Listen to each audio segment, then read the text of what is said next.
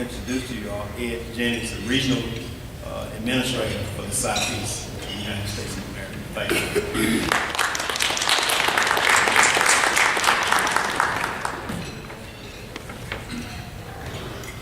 Good afternoon.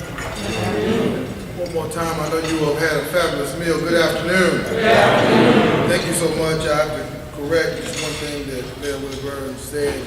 He said I'm the regional administrator for the South United States. Out HUD. I got one of my colleagues here for the United States Department of Small Business Administration, and we are a part of a group of presidential appointees. Cassius has named us the Fab Five. One at HHS, named Anton Gunn, who just got promoted to Washington. A young man named Sharon Reddy, who is the regional administrator for GSA, General Services Administration, and a fabulous young lady named Gwen Keys Fleming, who is from right here in the cab. And together, we attempt to carry the President's message through his bidding, and more importantly, serve the 308 million people that live in the country, and particularly 65 million people that live in Region 4. I'm not sure exactly why Mayor Burns put me on a program at a panel and for luncheon. I only have so much I can say. We're going to try to add a few things to what we said this morning to the incoming president of the Georgia Municipal, is it Mayor's or Municipal Association? No, Georgia Municipal Association. I'm glad to be in his presence to see that the next generation of leadership is there, because I will tell you, with our agency in particular, Mr. Mayor, that we do nothing well without going through the cities around this country. Everything we do well goes through entitlement communities. Even when we go through states, that money goes back into the cities. It has impact. Public housing authorities around the country, some 3,300 of them around the country, 1,100 in this region, all have appointees by mayors, by city council people, some county commissions as well, serving the people there on the ground. So we are glad and ecstatic for your potential ascension in a month or so from now. We look forward to supporting you any way we can. Myself, Cassius, and the rest of us want to make sure that the people of the state of Georgia get all the services that they need. For those who will definitely do that, for those who heard me this morning, I told you that my parents are HBCU graduates, graduated from Middle School Daytona. What I didn't tell you as a result of that union, my mom is from a place called Hawthorne, Florida. And if you say Haw and Thorn, you have left that city. If it has 2,000 people in it today, it has 2 million. My dad is from Tampa, and my mom said, well, you know, if you're going to marry me, you're going to go back to my hometown. And he said, I love you, but I can't do Hawthorne, but I will do Gainesville. And Gainesville is just outside of that city, and you heard the mayor talk about a little school in Gainesville, and I said this earlier, that everything good and great, I believe, comes from Gainesville, Florida, because that is the home of the Gator Nation. And I am an unabashed, obnoxious, ridiculous supporter of that nation. I am, one of the reasons I support that nation so strongly is because I am so thankful for those of you who fought, who went to those HBCUs at that time. Some who didn't get a chance to go. But they fought for the opportunity for a person with a tan, a person of ebony hue, to go to the University of Georgia or University of Florida. And we, the legatees of that time, had that opportunity. So as a second generation Gator, my mom got her master's after having graduated from her little small school, class of 16 as valedictorian. And because she had a tan, she couldn't go to the University of Florida. She was a little too dark.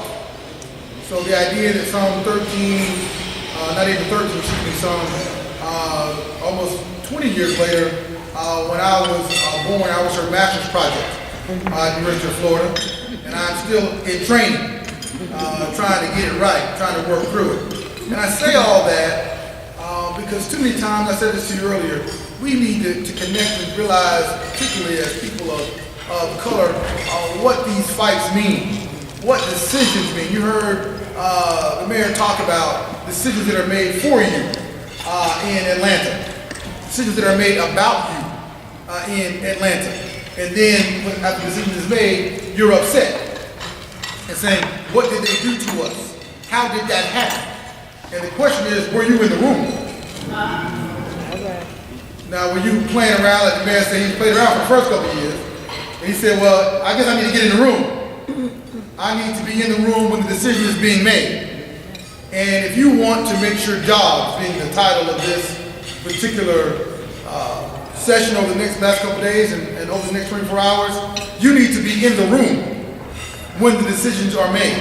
Whether you are at the head of the table because you are the mayor or the city council, whether you are decide to run for Congress, whether you decide to run for legislature, you might even have a governor in this room. But until you get there, are you in the room when the decision is made? Because too many times we believe, and you understand this as elected officials, as mayors in particular, that the people feel like, well, I elected you, man, so fix it. I went out and I may have knocked on a couple doors, I may have handed out some flyers, I may have done something, but the thing I did was I voted for you, and so fix it. I sat next to a young lady on a plane, maybe not so young, but I'll call that young lady to be kind to her, and she said, I said, well, you know, what would you have us do? She was not being very supportive of the Obama administration, and I said, well, what would you have us? She said, I don't know. I said, well, how can you be so critical? She said, because the people elected you. So you figure it out. I said, wow. Wow. So I'm in a room of friends now, of elected officials, so I will tell you that we need your help to fix it. It's not for President Barack Hussein Obama on his own, the 530 members of Congress, the cabinet secretaries that he has chosen, those lowly folks like myself and Cassius who have been appointed to put the work, do the work in the vineyard in the field to make those happen. We've got to work together. So today I hope that my comments will inspire you, will motivate you, whether it's SBA or HUD or EPA or HHS or any other three-letter acronym that's a part of this administration. You will understand that you have a role to play to engage what's going on. Because you see that when this president became president on January 20th, as I said, 2009 at 12:01, this country was really almost in a shambles. And when it came to the jobs that have been lost, the problems that were occurring, the issues that were there, we really didn't know how deep that hole was. And it took us a few more months to get to the bottom of that hole, but we hit the bottom.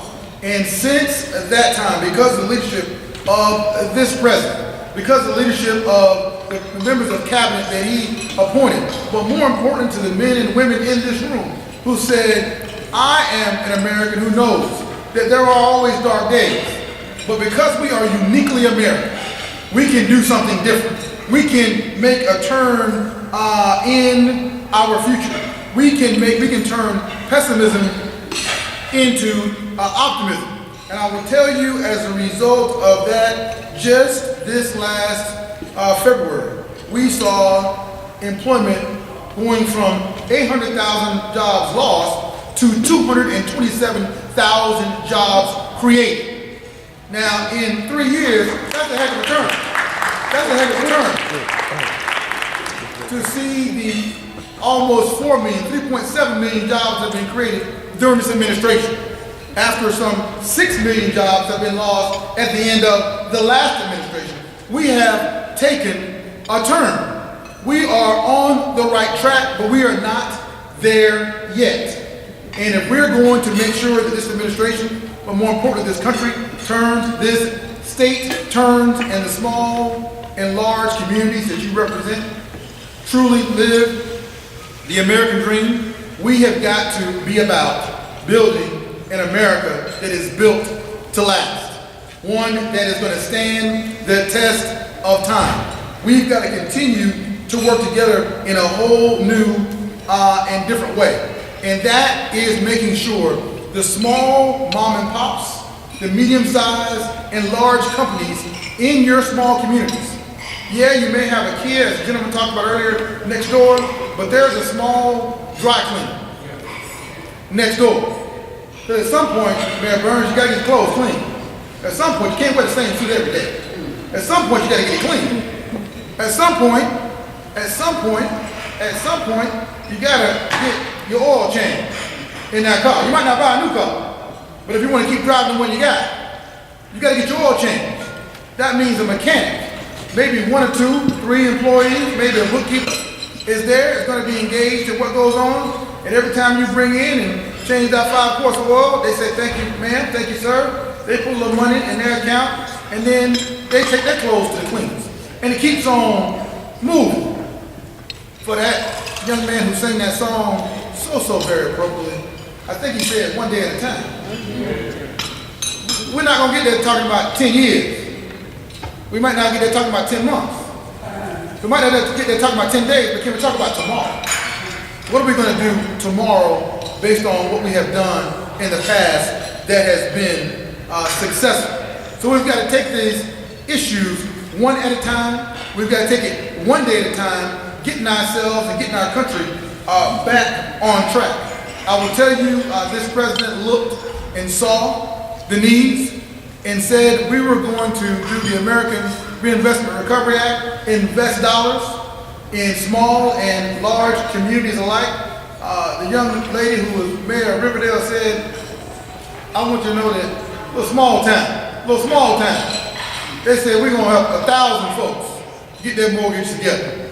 1,000 folks get that word out, get that 580 credit score working, and turn some things around. If they can do it in Riverdale, huh? If they can do it in Riverdale, they can do it in Washington.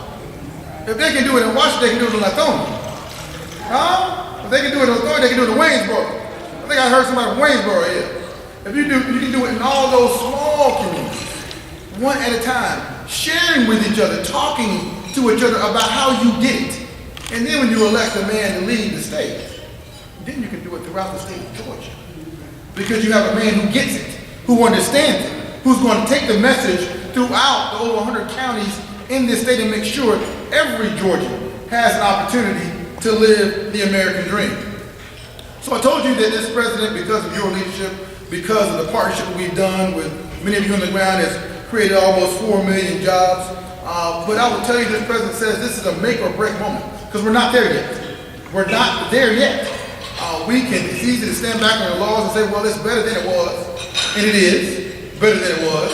But we, in building an America built to last, have got to take it 1 day at a time and see where we want to be in 2013 and 2014 and 2020. But we got to start tomorrow. We really got to start, Mayor Burns, today. Educating ourselves, and I'm gonna push him, and I say this, hopefully everybody takes this the right way. Mayor Burns told me that there are 57 mayors in the state of Georgia of the African diaspora. You use a big term, but those people like Cash who go to Morehouse is African diaspora. But people who grew up in a country town like I did, you used to say black males. You say that. You say black males. You call it a day. Some people might use a few other terms. I won't use those terms, Mayor Burns, in this room. But it is a travesty. It is a travesty that people that are my mother and father and my grandparents and your aunts and uncles who fought for the opportunity for a person of ebony hue, of the African diaspora, to be elected representing first woman and African American in Waynesboro ever? What are you talking about? 2012, breaking history.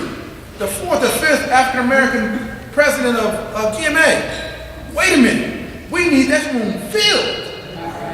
Well, you have to, people say, well, the clerk or the city council wouldn't support it. But can you have some money in your bank account? Can you get a loan from your cousin?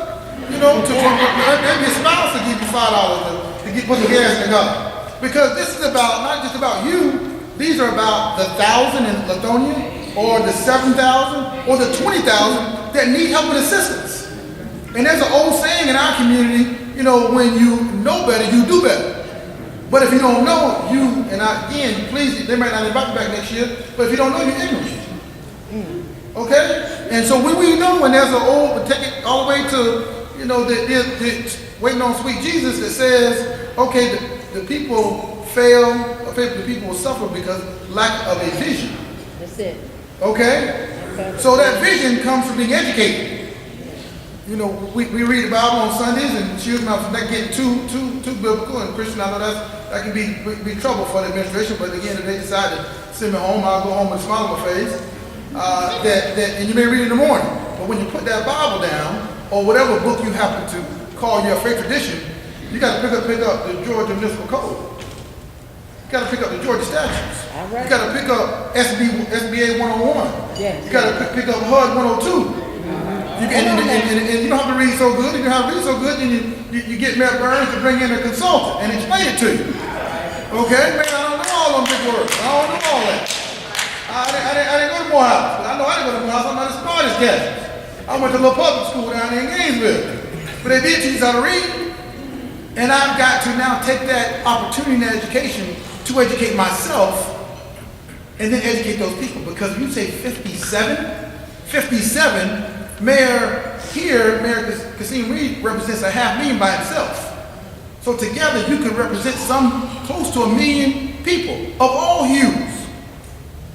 Now, we're going to take that opportunity. I'm not talking about an election in November. That'll take care of itself. My daddy taught me, you win elections by serving every day. All right. Every day. So if you are educated, and those who are not elected are here about educating our colleagues, because I don't want Mayor Burns to have it. Because I got it. No, Mayor Burns, come talk to me. Come on down, let's have a little lunch. Let me tell you how we did it. Let me tell you how we can do it. Have 2 or 3 mayors getting together on a monthly or quarterly basis and sharing information together, bringing in HUD and SBA and others. If you need some money, don't call HUD, call Cash. Because he will tell you this. Now, I'm going to steal his thunder because I've heard it and I'm so impressed by what he has done. He's going to tell you in his remarks how well, not that they have done in the country, not in the Southeast. He's going to tell you about how well they've done in Georgia. Okay, about the money, your taxpayer dollars that have come back, or loan guarantees that have happened in access to capital. Don't tell me you don't have money to start a business. I'm going to give you cash but sell them. And he will provide those resources. So people say, why do I come? Why do I come to these meetings and what is it worth? It's worth $250. It ain't worth listening to Ed Jennings. I came and spent $250 and I got Cassius Bus, sell them. I got his email address. That is worth coming. Because what that means is that millions of dollars, now tens of thousands, hundreds of thousands of dollars can come back to your community because the president told his boss, Ms. Mills, to tell him to come down here and send the money to the people. I want to make sure that people only fail because they have tried, not because they had a lack of resources. That's right. Because resources, that won't be the issue. Your business may fail. You may be unemployed. You may have your business closed, but it won't be because the resources weren't provided by the Obama administration to make sure that business had the capital it needs. And that's what we need to be here about. Tangible. We don't have 10 things you take from this. Take 1 or 2. Take them back home. Share them with your Chamber of Commerce. Share them with your city council. Share them with your pastor. You can talk about it on Sunday morning and do those things. And those things are so very important. Let me hit a couple of more tangible, direct points that you will know exactly what this administration has done, what it is doing on your behalf, and what we expect to be doing going forward. How many of you all have heard of the Hardest Hit Fund? Nobody raised their hand. That's sad. How many of you all heard of Home Safe Georgia? That's 3 of you, 4 of them. This administration did an appropriation by Congress, $7.6 billion. Why is $7.6 billion important? It went to 18 states and the District of Columbia to help families that are unemployed and underemployed.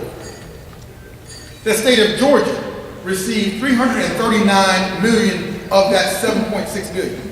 Why is that important? The Department of Community Affairs here in the state of Georgia has $339 million to help people who are unemployed and underemployed. Now, you hadn't heard of the Hardest Hit Fund, you hadn't heard of Home Safe Georgia, but how many of you all know somebody with a mortgage that's unemployed or underemployed? How many of you all know somebody in your community that's unemployed or underemployed, that's making less money than they made before, or they got out of a job? Well, those same people who have a mortgage can go to Home Safe Georgia, Department of Community Affairs. They will spend up to $17,000 per family, $17,000. They expect to help 18,000 Georgians to be able to stay in the home and pay their mortgage. It will pay your mortgage for 12 months. Pay your mortgage. Pay, understand? Pay your mortgage. Okay, that is an Obama administration program that is being run by those 18 states, run right here in the state of Georgia. We, being HUD, are partnering with them with HUD-approved housing counselors.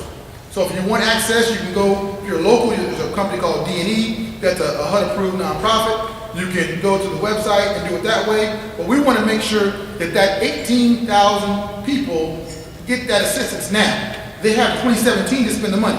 I don't want 5 more years, because we know in this room 18,000 people that need the money right now. So can I get a commitment from you to help us spend $339 million? Can I get a commitment from you to help me spend, help us spend, help Governor Deal spend, help President Obama spend $339 million? This is not a new program. This is not something that's before Congress. This is on the ground right down the street in the state of Georgia right now. That's tangible. Why does Mayor Burns have you come? He wants you to get access to that information. He wants it right here. Let me give you one more. You heard Attorney General Eric Holder, who was our Attorney General, the first African-American Attorney General in the history of this country. My boss, Secretary Sean Donovan, and 49 states Attorney Generals. 49. That means one was lacking, and that was not Georgia, that was Oklahoma. I don't know what he or she was thinking, but they was asleep at the wheel. Just announced a settlement now 2 months ago. $25 billion. 25 billion. Can you say billion for me? Can you say billion? That's not million. That's the B word. That's not the B nasty word. That's billion with a positive word. Okay? That's a good B. That's a B word. That's a very positive B. Very, very positive B. Announced a settlement with 49 state attorney general, the largest national, local, civil settlement in the history of this country, to make sure that those people who had been inappropriately and mistreated by the top services, Wells, Fargo, Bank of America, Citi, Chase, the top 5 servicers, that they needed to now pay in to a settlement to assist those families.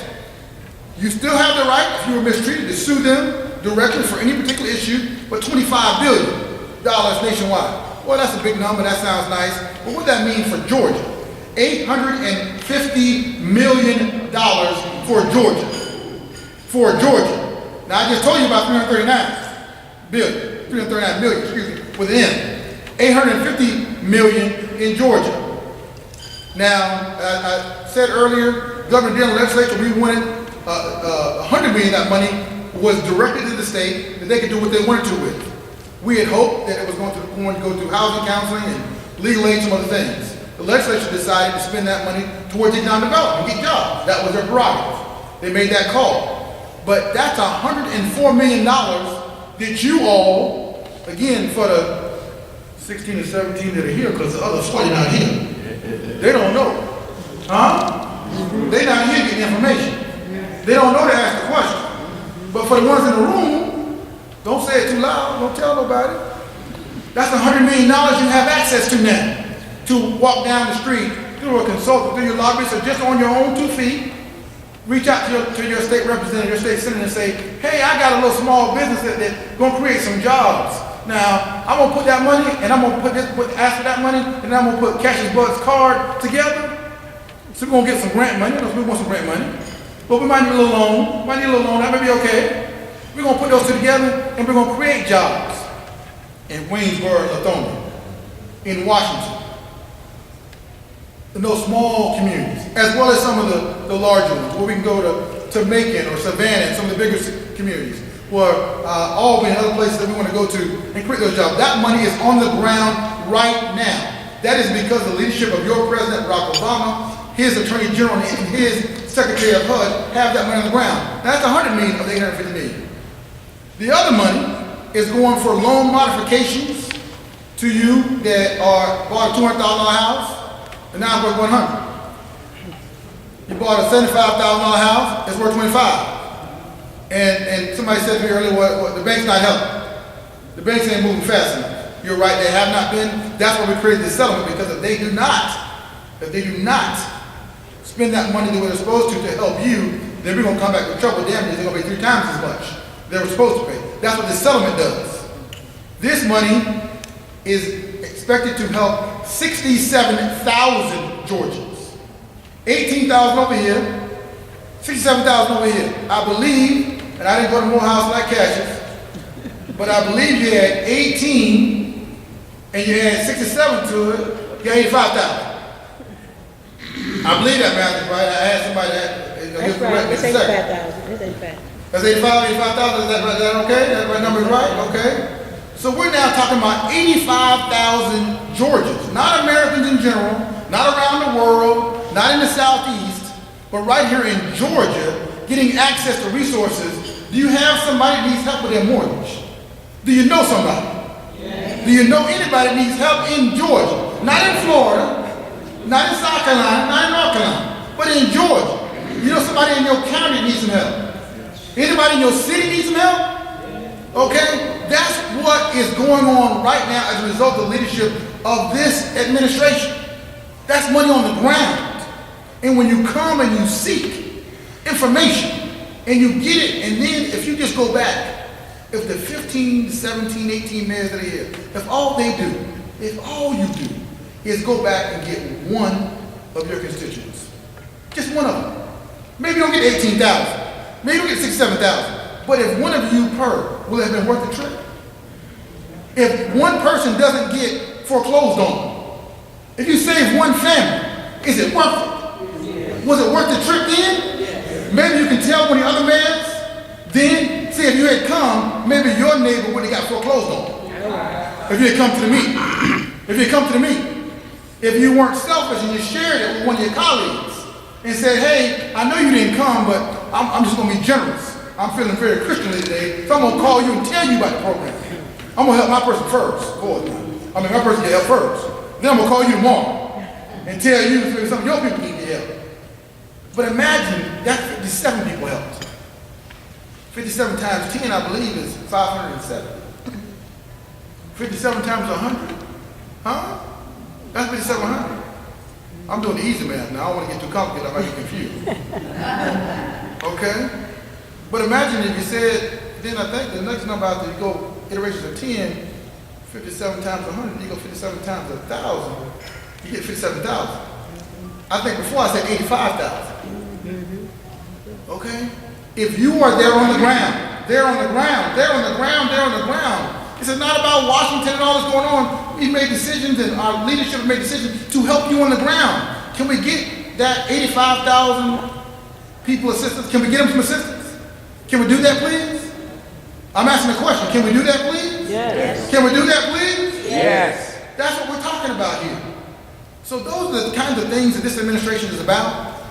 We have done so many fabulous things at the behest of this president that we have a whole new homeowner bill of rights I talked about earlier this morning. The idea that this administration, they talk about energy, is creating more energy than at any time in modern history under this administration.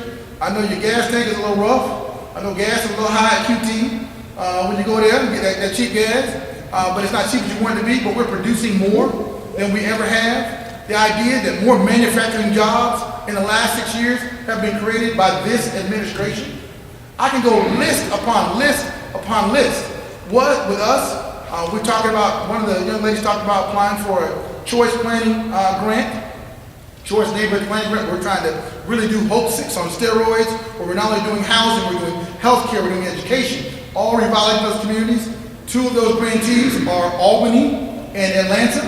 right here, led by people of the African diaspora, okay, who had that opportunity, who approached us, who were revitalizing those communities. Some of you are applying for those resources as well, making sure those opportunities happen in those communities. The idea that over 5 million Americans are being supported by HUD-subsidized housing. And what are we doing? 5 million Americans sleep tonight in a place safe and secure. 5 million, 5 million, 5 million, because of the appropriation of members of Congress, because of the leadership of this president in ensuring that not only people of the African diaspora, but people of any hue or culture had a place to live. So you're not hearing about that on CNN. You're not hearing about that on Fox. You're not hearing about that because I'm not hearing, as I close Mayor Burns for the second or third time, I guess I'm Baptist. I get 2 more, I believe, before I have to sit down. See, I'm not here to talk about politics, and that would be wrong and that would be inappropriate, and I would, Cassidy might report me, and I might have to, go home back to God's country, to Gainesville. But I'm not talking about politics. I'm talking about what's happening right here, right now. You can decide to do whatever you want to do in November. Your call. But there is a commander-in-chief right now, and his name is Barack Hussein Obama. Yes. All right.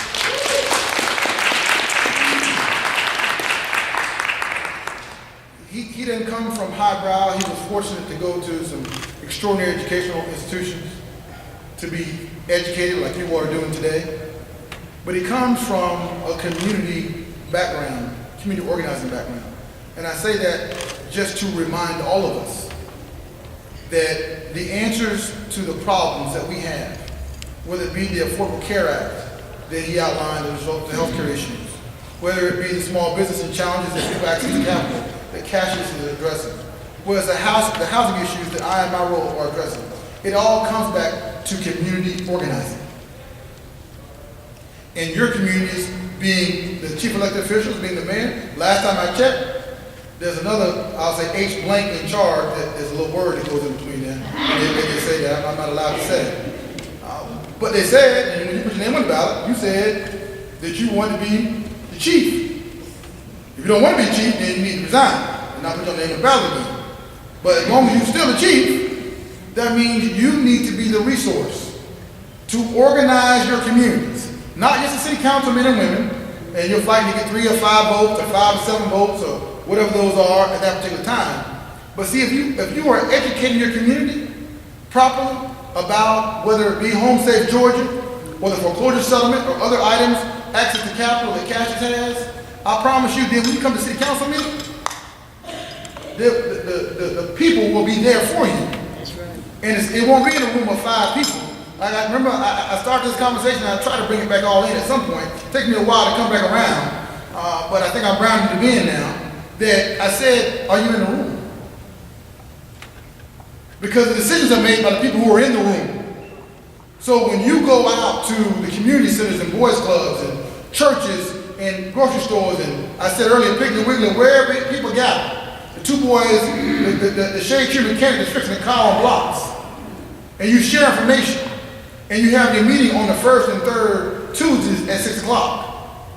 See, when you have that meeting at 6 o'clock, you don't have to fight anymore because the people will fight for you. Because, oh, wait a minute, that's what Mayor Burns was talking about? Oh, no, we need to do that. They don't have to be sophisticated. They don't have to go to Morris, Florida, UGA. They just know when you tell them and educate them that these programs are there and they're there to help them, they will stand with you. They just come in the room and stand up and say, oh, is that what you're talking about, Mr. Mayor or Madam Mayor? Oh yeah, I want that. When that CDBG money comes in and you want to come and do a boys club or YMCA that one of my colleagues here from Stockbridge talking about doing. But see, when it's you fighting with your colleagues, it's who got the biggest blankety blank that fights back and forth. But see, when you bring 500 people to the meeting, You don't want the battle. Battle won. 500 people to the meeting. So when President Obama shows up with 100,000 people, he says he wants something. Here we go. So when you want to move something, don't call Ed, Jennings, and Cassius Butts on those issues. When it comes down to the local decision, what you want to do, show up with 500 people at the meeting. For some small communities, it may be 50 people at the meeting. that changes the tide. For a big community, maybe 1,000. But you say, I want that. I want access to more information. When those colleagues have trouble getting to the meeting, wait a minute. Okay, you're going to go to the same meeting that Mayor Burns went to last month, the one where they got the $17,000 of help. Can you go to today or tomorrow? Because I want you to go today. Because I want some of that money. My grandmama needs some of that money. My dad needs some of that money. And when you are information purveyors, that's one of those sophisticated words.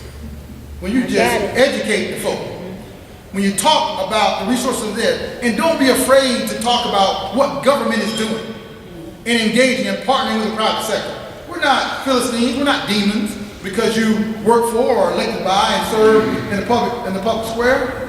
Serve in those capacities, but don't serve because I'm the mayor like my dad was, or because I was the state representative and I was chairman of the Black Caucus for the largest Black caucus at that time in the country. Oh, it was fabulous. No, okay, oh, that's nice, but Ed, what'd you do for the people? Did you do something for the people? Did you do something for the people? Oh, okay, now we're talking.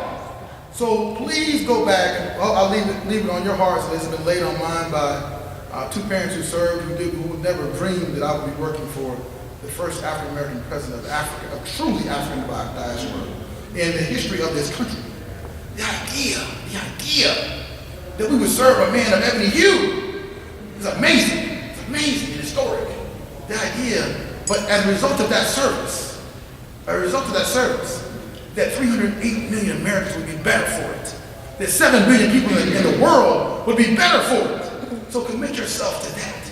Whether you serve in a city of 1,000, like Lithonia, 1,000, or you serve in a city of 500,000 like Mayor Reed is doing a wonderful job of today. Make sure that people get served. Thank you very much.